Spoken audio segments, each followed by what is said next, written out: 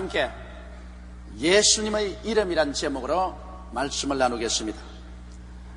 예수님의 3년 공생애 동안 사람들은 완전한 하나님께서 완전한 사람이 되어서 인생 가운데 거하시면서 천국을 전파하는 것을 눈으로 볼 수가 있었습니다.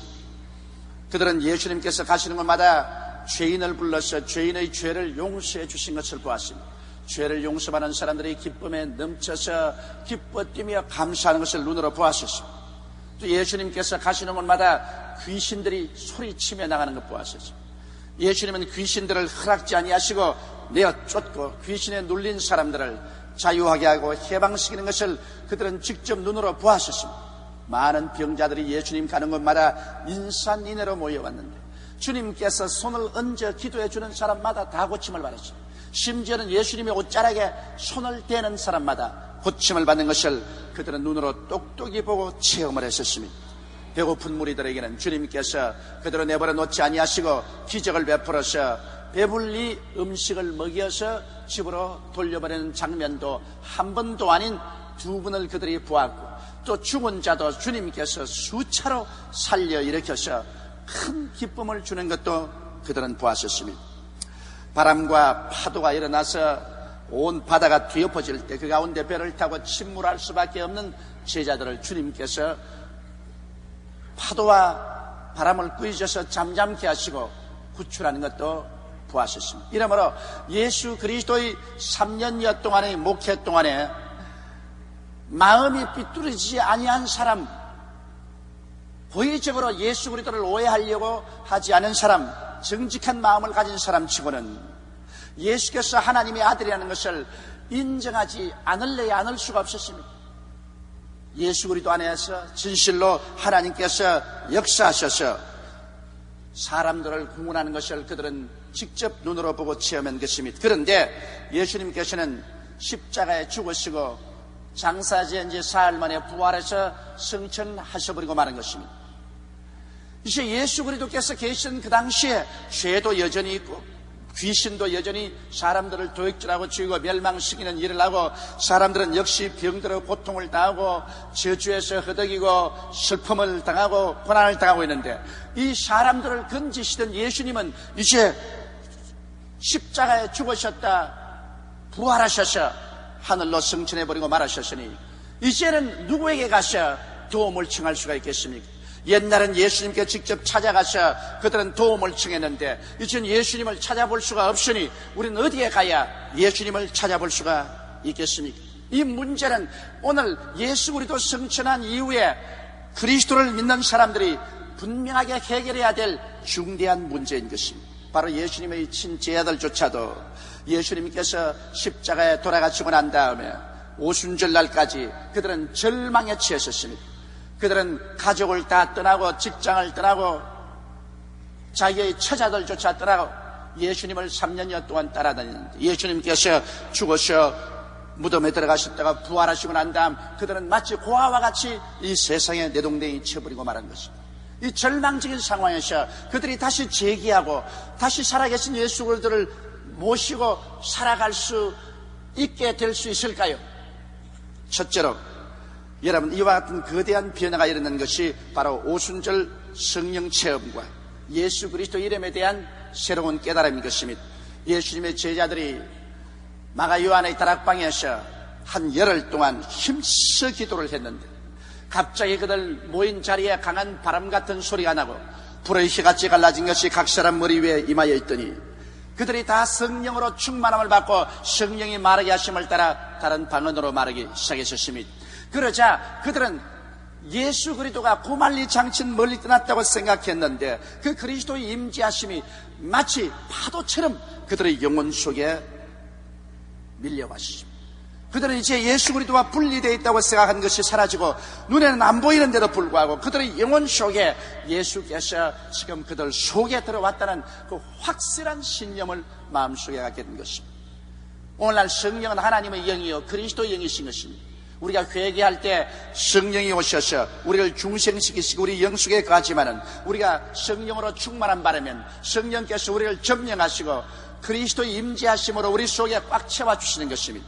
이래서 눈에는 안 보이고 귀에는 안 들리고 손은 잡을 수가 없어도 성령의 임재하심을 통해서 예수님은 2000년 전에 예수님이 아니시라 지금 살아계셔서 우리 가운데 계신 예수님으로 우리 가운데 임재하게 되시는 것입니다. 이렇기 때문에 성령의 충만한 체험이 없이는 살아계신 그리스도를 모시고 살아갈 수가 없습니다. 성령의 충만한 체험을 하게 되면 성령은 오늘날도 살아계신 예수 그리스도를 우리의 영혼 속에 그대로 모시고 오는 것입니다. 이러므로 성령 충만한 개인이나 성령의 충만한 교회는 죽은 예수 그리스도를 모시는 것이 아니라 살아있는 예수님을 모시는 것이며 2000년 전에 지나간 세월 속의 예수님이 아니시라 지금 살아서 우리 가운데 여전히 역사를 계속하시는 예수 그리스도를 모실 수가 있습니다. 그러므로 성령이 충만할 때 비로소 성경에 기록한 말씀대로 예수 그리스도는 어제나 오늘이나 영원토록 동일하다는 말씀이 우리 생애 속에 이루어지게 되는 것입니다. 이렇게 성령이 충만하게 되면 이제 예수 그리스도를 어디에서 우리가 만날 수 있습니까? 예수의 임재하심이 우리 속에 있을 뿐 아니라 예수는 그 이름 가운데서 나타나기 시작하시는 것입니다.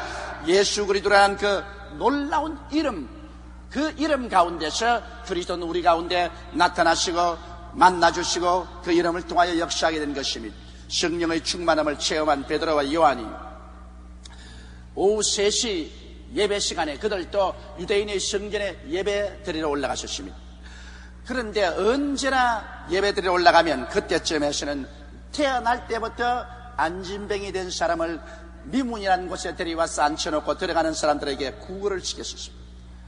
그런데 베드로와 요한이 바로 미문을 지나가는데 이 안진뱅이가 앉아서 우리에게 적신 한 푼 하십시오고 구걸을 했었습니다. 그러자 베드로와 요한은 그 사람 앞에 서서 우리를 바라보라 그랬습니다. 이 사람은 즐거움에 꽉 들어찼습니다. 큼직한 돈을 줄 줄로 생활했었습니다. 그러자 베드로와 요한이 이 사람을 잔뜩 쳐다보고 난 다음에 이런 말을 했습니다. 베드로가 금과 음은 내게 없으나 내게 있는 것으로 내게 주노니 나사렛 예수 그리스도 이름으로 일어나라. 그리고 오른팔을 잡고 일으키니 즉시로 하나님의 능력이 나타나서 그의 발과 발목에 힘을 얻자 이 사람은 뛰고 춤을 추고 호함을 치고 하나님께 감사를 드리고 야단이었습니다. 그러자 성전에 기도에 온 사람들이 모두 다 이 하나님의 역사를 보고 놀랐었습니다. 이래서 성전에 들어가 예배 보는 건 잊어버리고 이 사람과 베드로와 요한을 따라서 모였었습니다. 솔로몬 행각에 수천 명의 사람들이 인산인해로 모았습니다. 그때 베드로가 일어나서 말했습니다. 여러분은 어찌하여 마치 우리의 능력과 우리의 경건으로 이 사람을 이렇게 세운 것처럼 쳐다보느냐. 하나님께서 아브라함, 하나님 이삭의 하나님, 야곱의 하나님이 그 종 예수 그리스도를 영화롭게 하시느니라. 너희가 그를 죽임에 넘겨주었으나 본디오 빌라도가 놓아주려고 하는데도 불구하고 억지로 십자가에 못 박여 죽었는데 생명의 주께서 십자가에 죽고 무덤에 있을 수가 없어서 하나님께서 그를 이렇게 세우셨습니다. 바로 이 예수 그리스도의 이름으로 말미암아 얻어진 믿음이 너희 보는 바 이 사람을 건강하게 해서 낫게 하였느니라. 예수 그리스도 이름으로 말미암아 주어진 믿음이 오늘 이 사람을 완전히 고쳤다고 베드로가 말을 했었습니다. 여기에서 베드로의 설명을 들을 때 베드로란 말이 우리의 힘으로나 우리의 경건 즉 우리의 신심으로 이 사람을 일으킨 것은 아니라는 것입니다. 바로 너희가 죽였으나 하나님께서 부활시키신 주 예수 그리스도의 이름을 통해서 나타난 믿음이 이 사람을 온전히 구원했다고 말씀을 하신 것입니다. 이러므로 여러분 오순절날 이후로 우리 주 예수 그리스도의 그 역사적인 나타남은 바로 그 이름을 통해서 나타난 것입니다. 예수 그리스도는 그 이름을 통해서 하나님의 기사와 이적을 나타내시는 것입니다. 예수님은 옛날엔 직접 그 몸으로 역사를 나타냈지만 오늘날에 와서는 그 이름을 통해서 나타나는 시대에 우리가 살고 있는 것입니다. 두 번째 오늘 우리가 알고 싶은 것은 여러분, 예수님께서 십자가 이후에 우리에게 남기고 가신 무엇인가를 우리가 분명히 알아야 되겠습니다. 예수님께서는 십자가에 못 박여 몸짓고 피를 흘릴 때 인생의 근본적인 문제를 십자가에서 해결하셨습니다. 예수님은 죄악의 문제를 해결하셨습니다. 인간의 모든 죄와 불의와 추악을 십자가에서 걸머지고 주님께서는 당신의 몸을 찢고 피를 흘리셔서 이 죄악과 범죄를 다 청산하셨습니다. 예수 그리스도는 여러분과 내 한 사람 한 사람을 대리해서 십자가에서 주님께서 고난당하심으로 예수 그리스도의 피 흘림은 바로 여러분과 나를 위한 것입니다. 그 피 흘림을 통해서 우리는 죄사함을 받고 죄사함의 문제가 해결되었습니다. 예수 그리스도는 십자가를 통해서 하나님과 우리 사이에 원수된 담을 흘어버리고 하나님과 우리 사이를 화목되게 하셨습니다. 그러므로 그리스도의 이름과 그 피를 통해서 오늘날엔 누구든지 하나님께 나가면 하나님이 우리를 영접해 주시고 그 증거로서 성령을 우리 속에 부어주셔서 우리가 하나님을 향하여 아버지라고 부르시게 만들어 주시는 것입니다. 예수님은 십자가에 올라가실 때 우리의 연약함과 병을 함께 짊어지고 올라가셔서 십자가 고난 통하여 우리의 연약과 병을 다 청산하셨습니다. 그러므로 예수 그리스도를 통해서 오늘 우리가 병 고침을 받고 건강을 얻을 수 있는 길을 십자가에서 주님이 열어놓으셨습니다.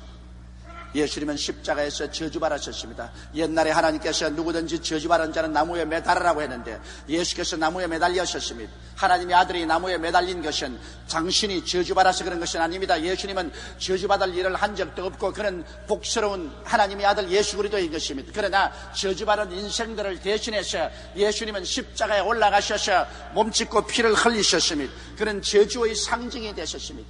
그는 저주를 받아서 모든 인류를 저주 가운데서 해방을 시켰었습니다. 이제는 예수 그리스도를 통해서 가시와 엉겁히는 그 힘을 잃어버리고 말하셨으며 예수의 보혈이 있는 곳마다 아브라함의 축복의 역사가 일어나게 되어 있는 것입니다. 십자가를 통해서 우리의 죽음의 근본적인 문제를 주님은 해결하셨습니다. 예수님이 십자가에서 죽으심으로 죽음을 죽여버리시고 주님께서 죽음을 무덤에 파묻어버리시고 부활하심으로 말미암아 부활이요 생명이 되셨습니다. 이제는 예수님이 살아계신즉 우리도 예수를 믿음으로 말미암아 죽지 않고 영원히 삽니다. 비록 육신의 장막집이 무너지도 손으로 짓지 않은 영원한 집으로 우리는 들어가게 되는 것입니다. 그리고 주님 오시는 날에는 육신의 장막집조차도 변화되어서 약한 것이 강한 것으로, 추한 것이 영화로운 것으로, 육이 신령한 것으로 변화되는 것입니다. 이와 같은 근본적인 인생의 문제를 예수님은 십자가에서 해결하시고 난 다음에 예수님께서 죽었다가 부활하실 때 주님의 이 오중복음을 당신의 이름에 뚫뚫 사서 우리에게 남겨놓고 가버리고 말하신 것입니다. 예수님의 축복은 이제 오늘날 예수 그리스도의 이름 가운데 있습니다. 예수 그리스도의 이름을 떠나시는 그리스도의 복은 전혀 찾을 수가 없습니다. 오직 그리스도 이름 안에서 죄사함이 있고 그리스도 이름 안에서 화해가 있고 그리스도 이름 안에서 치료가 있고 그리스도 이름 안에서 아브라함의 복이 있고 그리스도 이름 안에서 영생 복락이 있습니다. 예수 그리스도 이름을 떠나서는 여러분 하늘나라의 역사는 없습니다. 그렇기 때문에 오늘날 그리스도 이름을 존귀롭게 생각하고 그 이름을 찬미하고 그 이름을 의지할 줄 알아야 됩니다. 오순절날 이후로 베드로와 요한은 당장 예수 그리스도 이름 안에 있는 그 치료의 능력을 사용해서 그리스도 이름으로 안진뱅이를 일으켜서 하나님께 영광을 돌리게 된 것입니다. 여러분, 구약시대 하나님의 위대한 선지자는 엘리야였습니다. 엘리야가 하나님의 능력을 받아서 상상을 초월한 위대한 일을 했는데 그게 많은 제자들이 있었으나 그 중에 제일 뜨겁게 엘리야를 따르는 제자가 바로 엘리사였습니다. 엘리야가 이제 하나님의 들림을 받아서 천국으로 올라갈 때가 가까워졌습니다. 그 사실이 사람들에게 알려서 민간의 소문이 쫙 퍼졌습니다. 그런데 하루는 이제 엘리야가 모든 주변을 정리하는 거 보니까는 보통이 아닙니다. 엘리사가 보니까 떠날 날이 오셨구나. 그래서 엘리사가 하는 말이 나는 길갈로 간다. 그때 엘리사가 하는 말이 선생이여 하나님의 사심과 선생의 사심을 두고 맹세하거니와 나는 선생님을 떠나지 않습니다. 나도 길갈로 따라갑니다. 길갈로 가니까 너는 여기 있어라 나는 베델로 간다. 하나님 베델로 가라 간다. 하나님의 사심과 당신의 영혼의 사심을 두고 맹세하여 가로되 나는 당신을 떠나지 않습니다. 나는 베델로 따라갑니다. 베델로 가니까 그 다음 말하기를 이 사람아 너는 여기에 있으라 나는 하나님께서 여리고로 가라고 하신다. 하나님의 사심과 선생님의 사심을 가지고 맹세하노니 나는 떠나지 않습니다. 다시 여리고로 따라갔습니다. 그러니까 난 말이 이 사람아 왜 왜 자꾸 나를 따라오느냐? 무엇 해주기를 원하냐? 선생님에게 임하신 성령의 갑절을 제게 주시기를 원합니다. 야, 이 사람아, 너 정말 어려운 거 요구하는구나. 그러나 내가 공중으로 들려오는 것을 네가 눈으로 직접 보는 그날에는 네가 그것을 얻을 수 있으리라. 그리고 그가 요단강가에 와서 두루마기를 가지고 요단강을 이리저리 치니까 요단강 물이 좌우로 갈라지고 마른 땅 위로 그 두 사람이 걸어 지나갔습니다. 그리고 요단강을 지나가자 말자 갑자기 하늘에서 불말과 불병거가 임하더니만 회오리 바람이 불면서 그 가운데서 엘리야가 하늘로 올라갑니다. 그만 엘리사는 고함을 짓습니다. 나의 아버지여, 이스라엘의 마병이여, 병거여, 어디로 가나이까? 엘리야는 사라지고 거기에서 둥실 내려오는 것이 엘리야의 두루마기였어요. 엘리사는 자기의 옷을 찢어버리고 엘리사의 그 옷은 던져버리고 엘리야의 옷을 갈아입고, 그리고 그런 요단강가에 와서 엘리야의 하나님은 어디 계시나이까 하고 그 두루마기로 요단강을 치니까 요단강이 좌우로 갈라지기 시작했습니다. 그날 이후로서 엘리사는 엘리야보다도 갑절의 큰 일을 하셨습니다. 예수님께서 무슨 말씀을 하셨습니까? 나를 믿는 자는 내가 한 일을 저도 할 것이요 이보다도 더 큰 일을 하리니 내가 아버지께로 감이라고 말씀한 것입니다. 여러분, 많은 엘리야의 제자들이 엘리야의 말을 믿지 않았습니다만 엘리사만은 믿었어 그 두루마기를 받았습니다. 오늘날 예수님께서도 우리에게 똑같은 말씀을 하셨습니다. 내가 아버지께로 올라가기 때문에 내가 성령의 두루마기를 내려줄 테니 성령의 두루마기를 받아서 나의 이름으로 역사하면 내가 한 일을 저도 할 것이요 이보다 더 큰 것도 하리라고 말씀하신 것입니다. 오늘날 실상 우리 예수 믿는 사람들과 우리 교회가 예수님이 한 일을 그대로 해야 될 것이요 이보다 더 큰 일을 해야만 되는 것입니다. 그렇게 안 한다면 예수 그리스도의 말씀이 거짓말이 되기 때문인 것입니다. 교회가 의식이나 형식만 가지고 앉아있어는 안 됩니다. 예수의 살아계시던 그 사역을 오늘날 시대 교회는 베풀어야 되는 것입니다. 그러면 우리는 예수 그리스도 이름 안에 있는 복음이 무엇인지 우리 세 번째 한번 알아보십시오. 여러분, 예수 그리스도 안에 있는 복음은 예수 이름으로 속죄함을 받는 것입니다. 죄사함을 여러분 교회에 온다고 죄사함 받는 것 아닙니다. 예수 그리스도의 이름으로 죄사함을 받게 되는 것입니다. 사도행전 2장 38절에 베드로가 가로되 너희가 회개하여 각각 예수 그리스도의 이름으로 세례를 받고 죄사함을 얻으라. 그래하면 성령을 선물로 받으리라고 말씀한 것입니다. 예수 그리스도 이름 가운데 죄사함이 있는 것입니다. 예수 그리스도 이름을 떠나서는 죄사함이 없어요. 이렇기 때문에 우리가 회개할 때 언제나 예수 그리스도 이름으로 회개해야 됩니다. 나는 33년 동안 전도관에 다니면서 그리스도도 부인하고 성경도 부인하고 말씀도 부인한 어느 자매님의 간증을 들었었습니다. 그 딸이 우리 여의도 순복음교회에 나오면서 열심히 어머니를 위해서 기도를 했습니다. 33년을 전도관에 갔으니 아주 마음이 굳어지도록 굳어졌죠. 절대로 안 움직이는데 그 딸이 송은인이 우리 교회 한 번만 나와달라. 그 우리 교회에 나왔다가 여기에서 예수 그리스도의 이름과 그리스도의 보혈에 대한 설교하는 것을 듣고 순식간에 그 마음이 깨어지기 시작해서 그만 통곡을 하고 울고 예수 그리스도의 이름으로 말미암아 마귀에서 노예란 받아 거듭나고 마는 것입니다. 그래서 예수의 보혈로 씻고 예수 그리스도의 이름으로 말미암아 새 사람이 되어서 오늘날은 착실하게 우리 교회에 출세하고 있습니다. 그는 오랫동안 33년을 전도관에 다녔지만 구원을 몰랐었습니다. 그는 예수 그리스도 이름을 부인하고 예수 그리스도의 이름을 전하지 않았기 때문인 것입니다. 그러나 예수 그리스도의 이름을 듣고 부르자 말자 그는 구원을 받고 성령의 연회를 받고 새 사람이 될 수 있는 것입니다. 오늘날에도 예수 그리스도의 이름이 우리를 용서해 주는 것입니다. 그 다음 예수 그리스도의 이름으로 귀신이 오늘날 쫓겨나갑니다. 다른 이름으로는 쫓겨나가지 않습니다. 아무리 여의도 순복음교회 이름으로 귀신 안 나가라 해도 안 나갑니다. 조용기 이름으로 나가라 해도 안 나가요. 나사렛 예수 그리스도 이름으로 귀신을 명하면 귀신이 쫓겨나갑니다. 마가복음 16장 17절에 믿는 자들에게는 이런 표적이 따르니 곧 저희가 내 이름으로 귀신을 쫓아내겠다고 말씀하신 것입니다. 나는 우리 교회에 구원받은 한 부부가 있는데 그 간증을 제가 들어봤었습니다.